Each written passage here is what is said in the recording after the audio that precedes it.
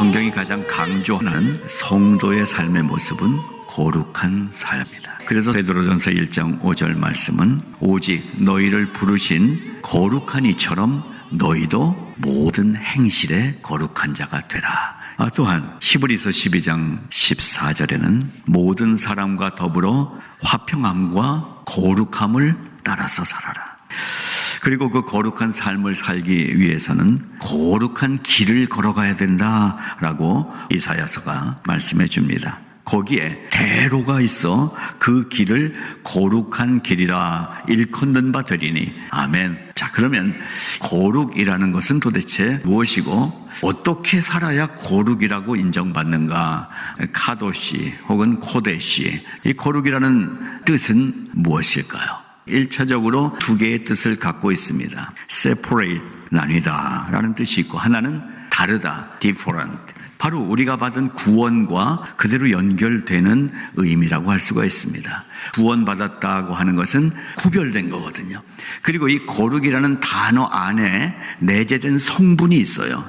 그 어떤 성인에게도 거룩하다라고 표현할 수 없습니다. 그건 무슨 의미입니까? 거룩이라는 단어는 오직 하나님에게만 사용할 수 있는 하나님의 속성이다라는 것입니다. 하나님만 거룩하십니다. 어떻게 우리 같은 존재가 거룩한 자라고 부르심을 받을 수 있을까? 이 질문에 대해서 성경은 하나님과 우리와의 관계를 설명해 주심으로써 우리도 감히 하나님의 거룩하심과 같이 거룩하다고 칭함을 받을 수 있는 존재가 되어 있다라는 사실. 첫째, 하나님은 우리에게 당신의 거룩함을 심어주셨다는 사실입니다. 거룩이라는 하나님의 속성을 우리에게 심어주심으로써 하나님과 나와의 관계가 맺어진 것입니다.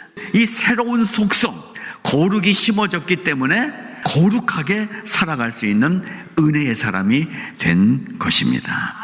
우리는 온몸에 죄가 흘러다니고 있는 죄성의 존재인데, 이 하나님의 속성이 거룩이 주입됨으로써 우리 안에 예수 그리스도의 보혈의 피가 흐르면서 새로운 존재로 살아가게 되었다는 사실이 구원이라는 의미 아니겠습니까? 그래서 우리는 그렇게 십자가의 보혈을 통해서 나의 정체성, 이 DNA가 죄인에서 거룩한 의인으로 바뀌어졌다는 사실입니다. 정리하면 이 말입니다. 십자가 보혈이 씻어내고 깨끗게 해 주심으로써 우리는 이미 구원받는 그 순간 거룩한 자가 되어 있다. 이 사실을 믿으시기 바랍니다. 여러분, 깨끗한 피가 심장에서 만들어져서 내 온몸을 돌기 때문에 오늘도 건강하게 살고 있는 것처럼 예수 그리스도의 십자가 보혈의 피가 우리 안에서 쿨쿨 흘러가고 있다면, 그러니까 예수를 정확하게 믿으면 살아있는 삶을 사는 거예요. 예수를 확실하게 믿으면 더 이상 우물쭈물되지 않는 거예요. 예수 그리스도를 정확하게 믿으면 세상의 환난, 풍파, 위험, 어려움, 병마가 찾아온다고 할지라도 두려워하지 않는 삶을 살 수 있게 된다라는 것입니다. 그리고 한 걸음 더 나가서 거룩한 방향이 어디냐? 그 방향을 확실하게 찾아내서 거룩한 길로만 걸어가는 믿음의 승리자가 될 수 있다라는 사실입니다. 이것이 하나님의 인도하심의 섭리인 것입니다. 그럼 두 번째로, 우리 안에 여전히 부족함이 있잖아요. 죄성과 이생의 자랑들, 육신의 정욕들, 이런 것들을 씻어내 없애주시는 하나님의 일하심이 섭리라는 단어인 것입니다. 계속해서 솟아나와요. 뭐가? 정욕이, 자랑이, 죄악이 우리 안에서 끊임없이 솟아나옵니다. 그럼 어떻게 해야 될까요? 내가 그리스도와 함께 십자가에 못 박혔나니 그런즉 이제는 내가 사는 것이 아니요 오직 내 안에 그리스도께서 사신 것이라. 이제 내가 육체 가운데 사는 것은 나를 사랑하사 자기 몸을 버리신 하나님의 아들을 믿는 믿음 안에서 사는 것이라고 바울이 설명해 준 것처럼 결단의 노력이 필요합니다. 그런데 우리의 노력 갖고만은 될 수가 없는 게 문제라는 사실이에요. 그래서 이제는 내가 사는 것이 아니요 내 안에 살아계신 그리스도가 사시는 이 삶을 살아가야 되는데, 정말 어떻게 해야 그 삶을 살 수 있을까? 첫 번째 방법은 선포하는 거예요. 선포하시기 바랍니다. 성경은 이렇게 말합니다. 이와 같이 너희도 너희 자신을 죄에 대하여는 죽은 자요 그리스도 예수 안에서 하나님을 대하여는 산 자로 여길지어다. 나는 누구예요? 죄에 대하여는 죽은 자요 그리스도 예수 안에서 하나님을 대하여는 산 자로, 하나님을 찬양하며 하나님을 즐거워하며 하나님을 기뻐하며 하나님 때문에 신나는 이 삶을 살아라. 그렇습니다. 방향의 결정과 이 방향으로 가겠다는 결정과 결단을 한 후에 그 길을 싸우면서 가야 되는 것이 성도의 삶이라고 로마서 8장이 얘기하고 있는 것입니다. 그러므로 이제 그리스도 예수 안에 있는 자에게는 결코 정죄함이 없나니 이는 그리스도 예수 안에 있는 생명의 성령의 법이 죄와 사망의 법에서 너를 해방하였음이라고 말씀합니다.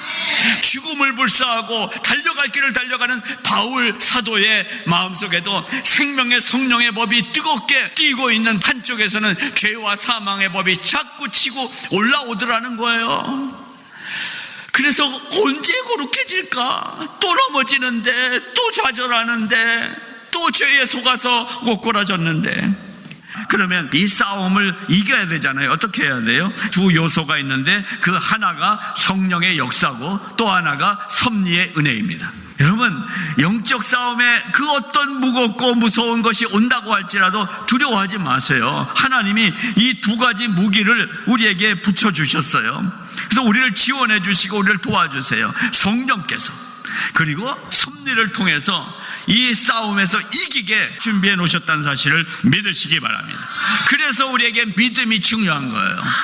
이 믿음을 갖고 있기 때문에 우리는 더 이상 흔들리지 않을 수가 있게 하나님이 구조를 만들어 두셨다는 거예요. 하나님의 도우심의 섭리와 성령의 역사가 여러분 속에서 진행되고 있다는 사실을 믿으시기 바랍니다. 바울이 내 지체 속에서 한 다른 법이 내 마음의 법과 싸워 내 지체 속에 있는 죄의 법 아래로 나를 사로잡아 오는도다. 그래서 바울이 뭐라고 고백합니까? 오라 나는 곤고한 사람이로다. 이 사망의 몸에서 누가 나를 건져내랴. 애통하며 탄식하고 있었던 거예요. 우리도 이러한 탄식의 기도를 드리지 않습니까? 내가 나를 봐도 너무 한심한 짓을 많이 하잖아요. 죄에 빠지고 죄가 더 힘이 늘 세고 어떻게 해야 됩니까? 훈련, 삶 속에 일어나는 일들을 하나님의 훈련장으로 생각하시고 통과하고 나면 위세가 달라지는 거예요. 질병 속에 우리를 그대로 혼자 두지 않으시는 하나님이십니다. 여러분의 고통 속에, 여러분의 외로움 속에 하나님이 함께 계십니다.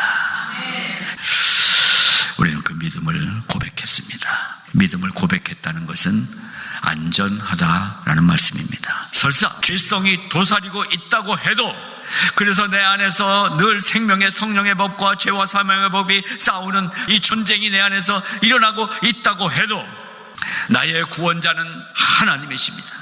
온 세상을 창조하시고 나를 창조하신 분이 하나님이십니다. 이 믿음의 고백으로 말미암아 우리는 두려움 없이 주저함 없이 이 믿음의 길을 걸어갈 수 있는 승리자로 선택받고 살아가고 있다는 사실을 믿으시기 바랍니다.